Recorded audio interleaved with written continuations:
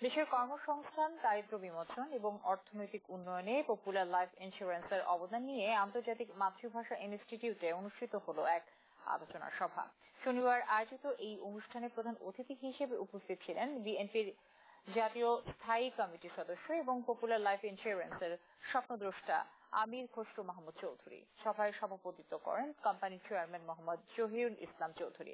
প্রধান আলোচক হিসেবে বক্তব্য রাখেন কোম্পানির ব্যবস্থাপনা পরিচালক ও সিইও এবং বাংলাদেশ ইন্স্যুরেন্স ফোরামের প্রেসিডেন্ট BM ইউসুফ আলী। প্রধান অতিথি তার বক্তব্যে বলেন, পপুলার লাইফ ইন্স্যুরেন্স বিপুল সংখ্যক কর্মসংস্থান সৃষ্টি করেছে এবং ৪৩ লাখ বীমা গ্রাহকের জন্য ৬,৩০৮ কোটি টাকা বীমা দাবি পরিশোধ করে দেশের দারিদ্র্য বিমোচনে গুরুত্বপূর্ণ ভূমিকা রেখেছে। সভায় অন্যান্যদের মধ্যে বক্তব্য রাখেন উদ্যোক্তা, পরিচালক ও সাবেক চেয়ারম্যান আমির হুমায়ুন মাহমুদ চৌধুরী, মোহাম্মদ মোতাহার হোসেন এবং শাহজাদা মাহমুদ চৌধুরী। এছাড়া উপস্থিত ছিলেন কোম্পানির অতিরিক্ত ব্যবস্থাপনা পরিচালক BM শওকত আলী ও অন্যান্য ঊর্ধ্বতন কর্মকর্তাগণ।